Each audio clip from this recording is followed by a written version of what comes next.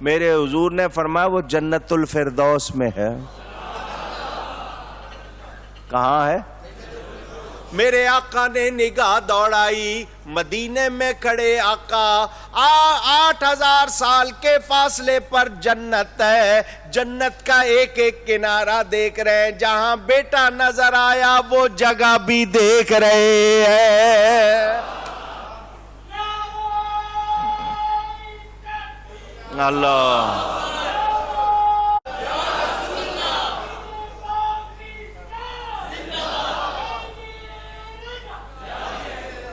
کہاں ہے یہ حدیث؟ بخاری اور مسلم میں. حوالہ بھی دے رہا ہوں. حضور نے فرمایا فردوس میں ہے. تو جو آقا مدینے کھڑے ہو کر جنت دیکھ رہا ہے وہ مدینے سے یہاں بھی دیکھ رہا ہے. ان سے کچھ بھی چھپا ہوا اونچی، اور جس سے رب نہیں چھپا اس سے اور کیا چھپنا ہے. میرے رب نے ان سے کچھ چھپایا نہیں. میرے دوستوں اور بزرگوں، حضور نے فرمایا قوموا الی جنت عرضها السماوات والارض، اٹھو اس جنت کے لیے جس کی چوڑائی آسمانوں زمینوں کے برابر. عمیر بن حمام کھجور کھا رہے تھے، کھجور پھینک دی اور کہا کہ کھانے تک زندہ رہا تو زیادہ عرصہ گزر جائے گا. جنگ کی اور شہید ہو گئے.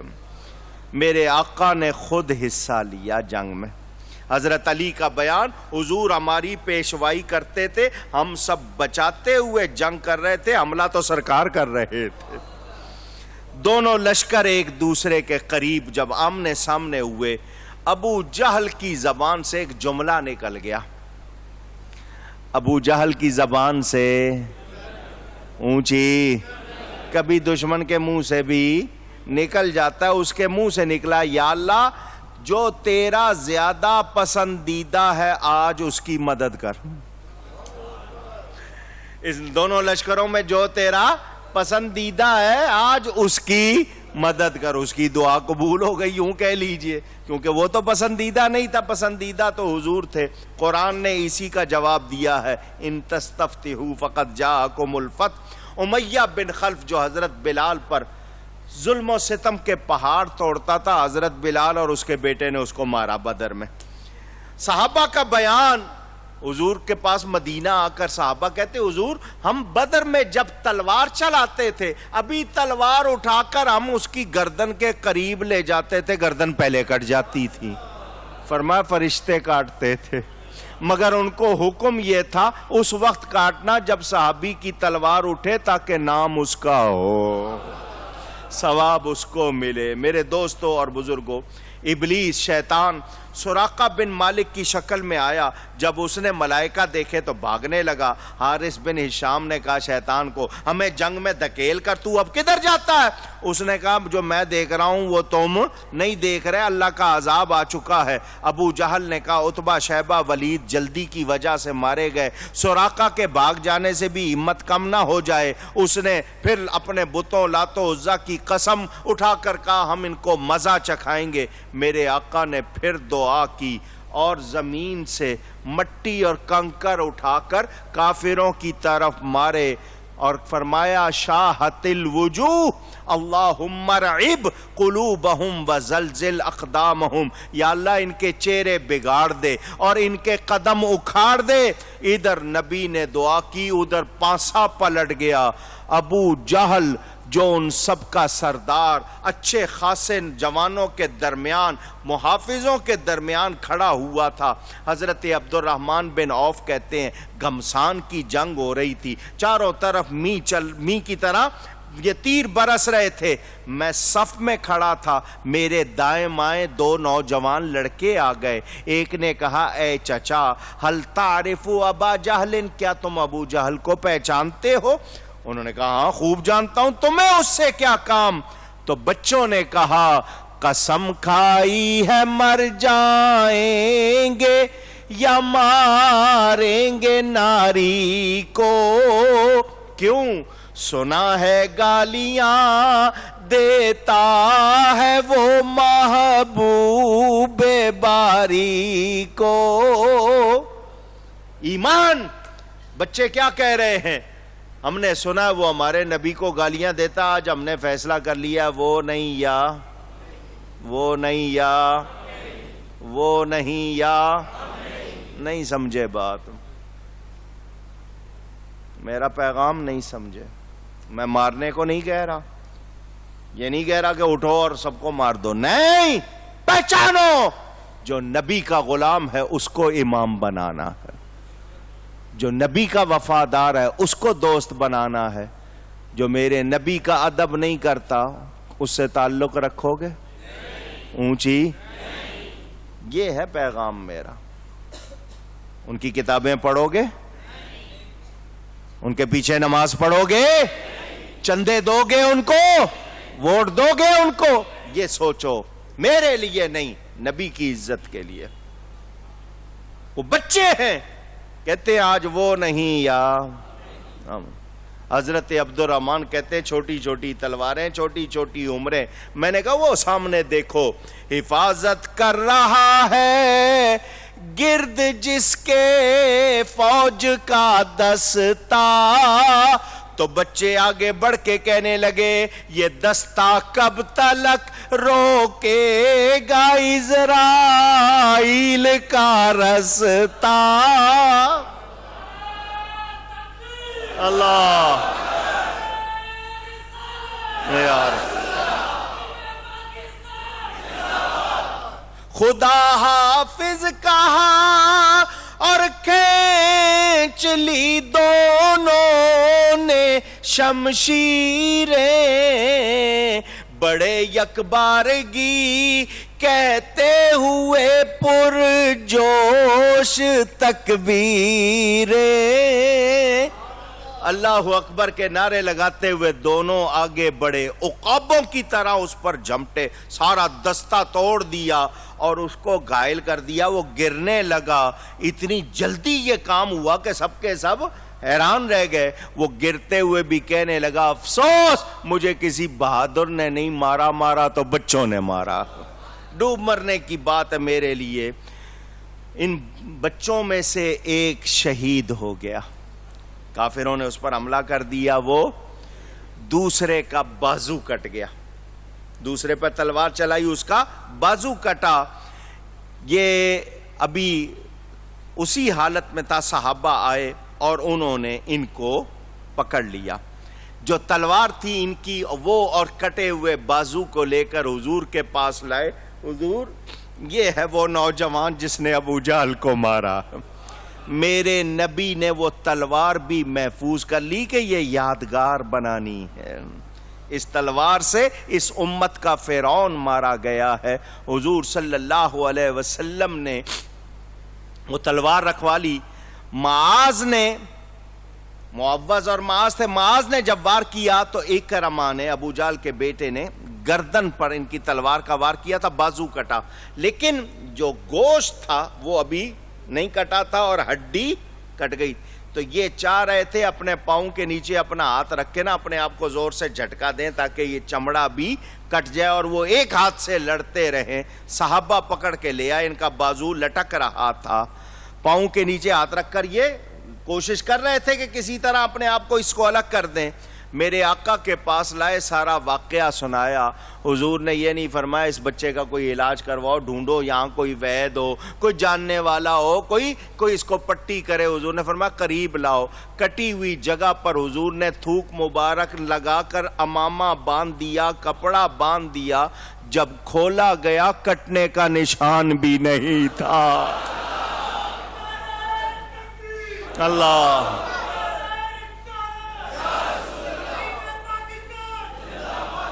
اس شہزادے نے پھر اسی ہاتھ سے تلوار اٹھائی، پھر جا کے لڑے اور لڑتے ہوئے شہید ہو گئے. حضور صلی اللہ علیہ وسلم نے ابو جہل کی لاش تلاش کرنے کا حکم دیا. جب لاش ملی تو آقا نے فرمایا الحمدللہ الذی صدق وعدہ ونصر عبدہ وہزم الاحزاب وحدہ. حضور صلی اللہ علیہ وسلم نے اس کے لیے اس کو بتایا سب لوگوں کو کہ ساری تعریفیں اس اللہ کے لیے جس نے وعدہ سچا کر دیا، جس نے اپنے بندے کی مدد کی اور اس کے دشمنوں کو ہلاک کی. فرعون جب غرق ہو رہا تھا تو کہہ رہا تھا میں خدا پر ایمان لایا، لیکن ابو جہل اس سے زیادہ برا یہ کہتا ہوا مرا کہ اپنے نبی کو پیغام دینا کہ میں عمر بھر ان سے دشمنی رکھتا رہا، اب بھی اس کے لیے اسی طرح دشمن ہوں۔ یہ حال اس کا، اتنا وہ بے ایمان۔ حضرت ابن مسعود نے اس کا سر کاٹا اور حضور کے قدموں کی طرف پھینکا کہ حضور یہ لیجئے، یہ اس دشمن کا سر۔ حضرت زبیر بن عوام عشرہ مبشرہ میں سے، ان کا مقابلہ عبیدہ بن سعید بن عاص، وہ جو تھا لوہے میں غرق، سر سے لے کر پاؤں تک لوہے میں غرق، صرف آنکھوں کے 2 سوراخ کھلے ہوئے تھے، باقی سب طرف سے لوہا ہی لوہا۔ یہ حضور صلی اللہ علیہ وسلم کے وہ صحابی جو عشرہ مبشرہ میں سے ہیں، ان کے پاس نیزہ تھا، تاک کے اس کی آنکھ میں مارا، باقی تو سارا لوہے میں کرتا، نشانہ لے کے اس کی آنکھ میں مارا، وہ گرا، وہ سارا اس کے اندر چلا گیا تو مر گیا۔ آپ نے اس کی لاش پر پاؤں رکھ کر اس کو نکالا تو وہ ٹیڑھا ہو کے نکلا، حضور نے وہ نیزہ بھی محفوظ کر لیا۔ حضرت علی کے زمانے تک وہ محفوظ رہا باقاعدہ، یعنی یہ بتا رہا ہوں، لوگ تبرکات پر تعجب کرتے ہیں، یہاں میں بتا رہا ہوں نبی کریم صلی اللہ علیہ وسلم چیزوں کو یادگار بنا رہے ہیں۔ عکاشہ ایک صحابی ہیں بن محسن، ان کی تلوار ٹوٹ گئی، لوہے کی تلوار تھی، وار ایسا چلا ٹوٹ گئی، حضور صلی اللہ علیہ وسلم کے پاس آ گئے، تلوار تھی ٹوٹ گئی، کس چیز سے لڑوں؟ حضور کے پاس کھجور کی ایک شاخ پڑی تھی، کھجور کی، فرمائے لو اس سے جاؤ لڑو۔ کہاں لوہے کی تلوار اور کھجور کی شاخ تو ویسے بھی لکڑی نہیں ہوتی ہے، وہ تو لکڑی کی طرح نہیں ہوتی، حضور نے فرمایا لو یہ لو۔ وہ کہتے ہیں میں نے جو ہی اس کو پکڑا وہ تلوار بن گئی اور میں اس سے لڑتا رہا۔ اس صحابی کی ایک بات سناؤں، نام کیا سنایا؟ نام ہی یاد نہیں تو بات کیا سناؤں پھر، آپ کو رہنے دیں پھر صحیح، بات نام ہی یاد نہیں کیا آپ نے۔ عکاشہ، کیا نام ہے؟ یاد کریں۔ حضور صلی اللہ علیہ وسلم نے اعلان فرمایا میرے 70,000 صحابہ ایسے ہوں گے، میری امت میں 70,000 افراد جن کو اللہ فرمائے گا بغیر حساب کتاب کے جاؤ جنت میں، جاؤ جاؤ۔ یہ سن رہے تھے حضرت عکاشہ۔ ذرا عقیدہ دیکھو، عقیدہ دیکھو، کہتے ہیں حضور میرا نام اس میں ہونا چاہیے۔ ناز دیکھو آقا پر، ناز ہے، یہ نہیں کہ نبی کو خبر نہیں، نبی کچھ نہیں کر سکتا، حضور میرا نام، فرمایا تیرا نام ہے، تیرا نام سمجھ آئی، اس لیے سنایا تھا، ایسا عقیدہ ہونا چاہیے۔ حضرت سلمہ بن اسلم کو بھی حضور نے ایک ٹینی دی، وہ بھی تلوار بن گئی۔ حضرت قتادہ کی آنکھ میں تیر لگا، آنکھ کا ڈھیلا باہر آ گیا، اب ان سے لڑا نہیں جا رہا کیونکہ وہ ہل رہا ہے، تو وہ اس کو کاٹنے لگے، تلوار سے کاٹ دوں تاکہ یہ مجھے رکاوٹ نہ بنے، صحابہ نے پکڑ لیا، وہ لے آئے حضور کے پاس، حضور یہ اس کی آنکھ نکل گئی ہے، یہ کاٹ رہا ہے۔ حضور نے فرمایا ادھر لاؤ۔ میرے آقا نے اپنے ہاتھ سے پکڑ کر آنکھ کا ڈھیلا واپس رکھا، تھوک مبارک لگا کے ہاتھ پھیر دیا، پتہ نہیں چلتا تھا کون سی آنکھ ٹوٹی تھی۔ ہے کوئی میرے نبی جیسا؟ تو پھر کہو نا سب سے اولا آلہ، سب سے بالا والا ہمار صلی اللہ علیہ وسلم۔ کفار کے پاؤں اکھڑ گئے، حضور صلی اللہ علیہ وسلم کے صحابہ جتنے جوش اور جذبے میں تھے، سامنے سے ویسا ماحول نہیں تھا۔ میرے آقا تلوار لہرا کر ان کا پیچھا کر رہے ہیں، وہ آگے بھاگ رہے ہیں۔ زوال آفتاب تک، صبح جنگ شروع ہوئی ہے، دوپہر تک مارکا جاری رہا، وہ بھاگے، کافر 70 کافر مارے گئے۔ کتنے؟ 70 پکڑے گئے، 70 مارے گئے، 70 پکڑے گئے، مسلمانوں کے صرف 14 شہید ہوئے۔ حضور صلی اللہ علیہ وسلم نے لاشیں ایسے ہی نہیں چھوڑ دی، لوگوں کا طریقہ ہوتا ہے نا، اپنے لوگوں کی لاشیں بچا لیتے ہیں دوسروں کی، حضور نے ایک کنویں میں سب لاشیں ڈلوا دی، امیہ کی لاش، یہ جو حضرت بلال کو مارا کرتا تھا، اس کی لاش ریزہ ریزہ ہو گئی تھی، اسے اسی طرح مٹی سے ڈھانپ دیا۔ 3 دن نبی پاک صلی اللہ علیہ وسلم نے وہاں قیام کیا، جنگ کے بعد 3 دن۔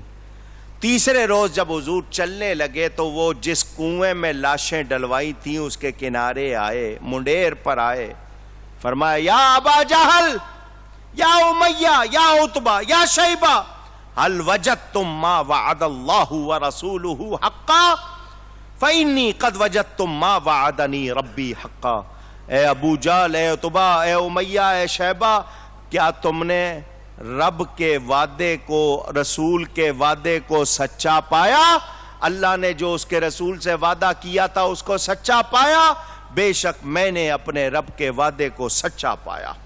حضور بات کر رہے ہیں کن سے؟ اونچی لاشوں سے۔ کس سے؟ اونچی، بخاری میں روایت موجود، لاشوں سے باتیں کر رہے ہیں۔ حضرت عمر پاس کھڑے ہوئے ہیں، حضور ان لوگوں کو مرے ہوئے 3 دن ہو گئے، ان کے جسم میں روحیں نہیں ہیں، اور آپ ان کو پکار رہے ہیں، ان سے بات کر رہے ہیں، ان کا نام لے کے ان کو کہہ رہے ہیں سنو، تو بے روح جسم کیسے سن سکتے ہیں؟ حضور نے فرمایا اے عمر تو ان سے زیادہ نہیں سن رہا، تو ان سے زیادہ نہیں سن رہا، فرق یہ ہے کہ یہ جواب نہیں دے سکتے، یہ کافر ہیں، یہ جواب۔ ہم لوگ قبرستان میں جا کر سلام کرتے ہیں، نبی کے ارشاد کے مطابق مردے سنتے ہیں، سن کر جواب دیتے ہیں، کیونکہ جو جواب نہ دے اس کو سلام کر سکتے نہیں۔ تو پتہ کیا چلا؟ ہمیں نبی کے اس ارشاد نے بتا دیا کہ مردے سنتے ہیں، تو جب کافر مردے سنتے ہیں تو مومنین کی شان تو اور زیادہ ہوگی، اور جس کا کلمہ پڑھتے ہیں وہ تو یہاں سے پکارے ہیں وہاں سنتے ہیں۔ جو لوگ کہتے ہیں نا مردے نہیں سنتے، ان کے لیے یہ بہت بڑی دلیل، ان کو بتا رہا ہوں، جواب دے رہا ہوں بخاری شریف سے۔ میرے دوستوں اور بزرگوں، مکہ مکرمہ میں خبریں پہنچی کہ جی کافر جو ہیں 70 پکڑے گئے، 70 مارے گئے، بڑے بڑے سردار مر گئے، ابو لہب، ابو سفیان غم سے بے حال ہو گئے۔ مکہ میں ابو رافع کہتے ہیں میں نے حالات سنائے کہ ہمارا مقابلہ صرف نبی کے صحابیوں سے نہیں تھا، ہمارے مقابلے میں سفید لباس میں ملبوس، ابلق گھوڑوں پہ سوار، زمین و آسمان کے درمیان ایک اور مخلوق تھی، ہم ان سے کیسے لڑتے؟ یعنی فرشتے آئے ہوئے تھے۔ گھر گھر صفے ماتم۔ یہاں ایک بات سنا دوں، بیٹھے تو تھوڑے ہیں مگر بات سنا دیتا ہوں۔ فرشتوں نے بدر کے میدان میں مسلمانوں کی مدد کی، لباس سفید تھا، سب کی پگڑیاں ہری تھی۔ سب زمامے کا ثبوت پوچھتے ہو نا، ان سب کی پگڑیاں ہری تھی۔ میرے دوستوں اور بزرگوں، گھر گھر مکے میں صفے ماتم بچھی ہوئی، عورتوں نے سروں کے بال منڈوا دیے، سینہ پیٹ رہی تھی۔ 1 ماہ تک یہ سلسلہ رہا۔ 1 ماہ کے بعد ان کو ہوش آیا ہم کیا کر رہے ہیں، ہماری ان باتوں سے تو مسلمان خوش ہوں گے۔ ان کو بعد میں ہوش آئی کہ ہم 1 مہینے سے اپنا رونا پیٹنا کر رہے ہیں، ہم تو مسلمانوں کو خوش کر رہے ہیں، یہ ہو کیا رہا ہے؟ انہوں نے پھر اپنے قیدیوں کے لیے فکر کرنی شروع کی۔ بدر کے واقعے کے 1 ہفتے کے بعد ابو لہب کو ایک پھنسی نکلی، پھنسی جو بھی آپ کہتے ہیں، وہ بڑی موذی مشہور تھی، عرب اسے بہت منحوس سمجھتے تھے، جس کے وہ نکلتی تھی اس کے قریب آتے جاتے نہیں تھے، تو وہ کئی دن تڑپ کے مر گیا۔ 3 دن کے بعد اس کی لاش کو اٹھانا کوئی پسند نہیں کر رہا تھا، تو حالانکہ سب کا رئیس اعظم، دور دور سے لوگوں نے پتھر مار کر اس کی لاش کو وہیں ڈھک دیا۔ بیٹے تک قریب نہیں آئے کہ کہیں اس کے پاس جائیں تو بیماری ہمیں نہ لگ جائے، تو یہ ایک گڑھے میں اس کو دھکیل کے اوپر سے پتھر مار مار کے بند کر دیا انہوں نے، کوئی بھی اس کے قریب نہیں گیا۔ حضور صلی اللہ علیہ وسلم جب مدینہ منورہ سے بدر کے لیے نکلے تھے، آپ کی شہزادی حضرت سیدہ رقیہ رضی اللہ تعالی عنہ بیمار تھیں۔ جب حضور واپس آئے، حضور نے حضرت عثمان کو چھوڑ دیا تھا کہ بیٹی کے پاس رہو، ان کو ساتھ نہیں لیا۔ جب آپ واپس آئے تو ان کی وفات ہو چکی تھی۔ حضور صلی اللہ علیہ وسلم نے بدر سے واپسی پر مدینے سے کچھ پہلے حضرت زید بن حارثہ اور حضرت عبداللہ بن رواحہ کو فتح کی خوشخبری سنانے بھیجا۔ یہ دوپہر کے وقت مدینے پہنچے۔ خبر تو لوگوں کو یقین نہیں آتا تھا، بچے خوشی میں دیوانے، ابو جہل کے خلاف نعرے کہ وہ مارا گیا۔ یہ خبر اس وقت حضرت سیدہ رقیہ کی تدفین ہو رہی تھی۔ منافقوں کو یقین ہی نہیں آ رہا تھا کہ 1000 کافر آئے اور مسلمان ان پر حاوی رہے، یہ کیسے ہو سکتا ہے؟ سارے پریشان، کیونکہ جو آیا تھا وہ نبی کی اونٹنی پر سوار تھا۔ انہوں نے کہا یہ ضرور نبی کی اونٹنی بھگا کے لے آیا ہے۔ وہ آپس میں انہی باتوں میں لگے ہوئے تھے۔ حضور صلی اللہ علیہ وسلم پیچھے پیچھے تشریف لا رہے تھے۔ ابھی آقا مدینے میں داخل نہیں ہوئے، اللہ نے جبریل کو بھیجا۔ دھیان سے سنو یہ بات، اللہ تعالیٰ نے جبریل امین کو بھیجا، جاؤ میرے حبیب کے پاس۔ حضرت جبریل امین آئے، ابھی آقا مدینے میں داخل نہیں ہوئے۔ جبریل نے کہا اللہ فرماتا ہے میرا حبیب جب تک راضی نہ ہو تو واپس نہ آنا۔ سب اللہ کی رضا چاہتے ہیں، اللہ اپنے حبیب کی رضا، خدا کی رضا چاہتے ہیں دو عالم۔ کیوں پڑھتے ہو نمازیں؟ اللہ راضی ہو جائے۔ کیوں روزہ رکھتے ہو؟ کیوں گناہ سے بچتے ہو؟ خدا کی رضا چاہتے ہیں دو عالم، اور خدا چاہتا ہے رضائے محمد صلی اللہ علیہ وسلم۔ جبریل نے کہا حضور اللہ نے بھیجا ہے کہ جب تک آپ راضی نہ ہوں میں واپس نہیں جاؤں، کیا آپ خوش ہیں؟ فرمایا میں خوش ہوں، تمہیں اجازت ہے۔ تمہیں ہے کسی کی ایسی شان اونچی تو پھر نبی کی برابری ہو سکتی ہے؟ میرے دوستوں اور بزرگوں، حضور صلی اللہ علیہ وسلم مدینہ منورہ داخل ہوئے، اللہ نے شاندار فتح عطا فرمائی۔ حضور صلی اللہ علیہ وسلم نے مال غنیمت تقسیم فرمایا۔ کتنا مال ملا تھا وہ بھی سن لو۔ 150 اونٹ ملے تھے، 10 گھوڑے ملے تھے، بہت سے ہتھیار، چمڑے کا سامان اور اس طرح کا چیزیں مسلمانوں کو مال غنیمت میں ملی تھی۔ حضور صلی اللہ علیہ وآلہ وسلم نے مال غنیمت خود تقسیم فرمایا، سب کو برابر حصہ دیا۔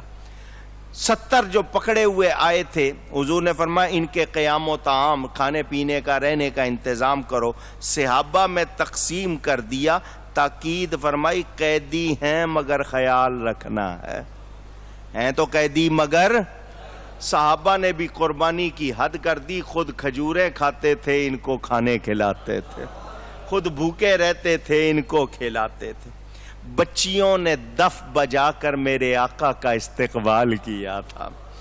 قیدیوں کے لیے رائے کہ کیا کریں، حضرت ابو بکر کی رائے قبول ہو گئی کہ ان سے فدیہ لیا جائے اور اس سرمایے سے مسلمانوں کو تقویت دی جائے۔ حضرت عمر چاہتے تھے ان سب کی گردنیں مار دی جائیں، یہ جتنے پکڑے گئے ان سب کی گردنیں مار دی جائیں۔ حضور نے حضرت ابو بکر کی وہ رائے پسند فرمائی اور کہا ان سب کو فدیہ دو اور اپنے آپ کو رہائی حاصل کرو۔ فدیہ کی کیا مقدار؟ 4000، 2000، 1000، جو بالکل ہی نہیں کچھ رکھتے تھے ان کو چھوڑ دیا گیا۔ ان میں سے کہا گیا جس کو لکھنا آتا ہو مسلمانوں کے 10 بچوں کو لکھنا سکھا دے۔ کیا سکھا دے؟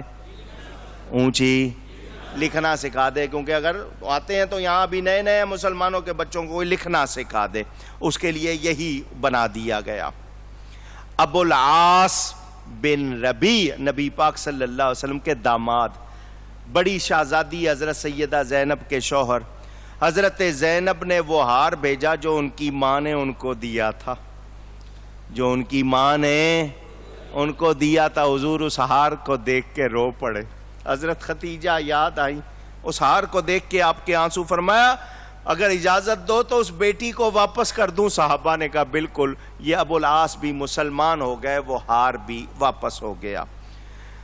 حضرت عباس بن عبد المطلب نبی پاک صلی اللہ علیہ وسلم کے چچا، وہ بھی قیدیوں میں تھے۔ حضور نے فرمایا چچا تم بھی فدیہ منگواؤ. وہ کہنے لگے میرے پاس ہے ہی کچھ نہیں. فرمایا یہاں نہیں ہے گھر میں تو ہوگا. ان کا گھر میں بھی کچھ نہیں. جب وہ بار بار کہتے رہے کچھ نہیں کچھ نہیں, حضور نے فرمایا چچا جب گھر سے چلے تھے مکہ سے, میری چچی ام الفضل کو دروازہ بند کر کے سونے کی اتنی اینٹ دے کر آئے تھے یا نہیں آئے تھے؟ اور ساتھ میں کہا تھا واپس آ گیا تو ٹھیک ورنہ یہ تیرے لیے بہت ہوگی. حضرت عباس کانپنے لگ گئے. کیا 300 میل کا فاصلہ, بند کمرے میں میں اپنی بیوی کو اینٹ دے رہا ہوں, نبی دیکھ بھی رہا ہے, جو کہہ رہا ہوں سن بھی رہا. جناب حضرت عباس پر راشا ہوا تاری کہ پیغمبر تو رکھتا ہے دلوں کی بھی خبر ساری. کلمہ پڑھا مسلمان ہو گئے. کلمہ پڑھا, خیال آیا مسلمان کو بد پہچان جاتے ہیں, محمد آدمی کے دل کی باتیں جان جاتے ہیں.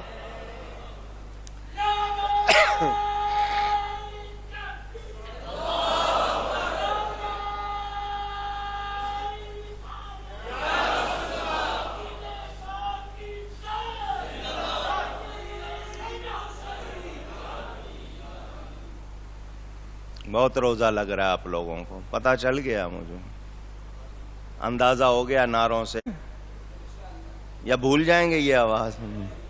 سنیں, حضرت عباس مسلمان ہو گئے.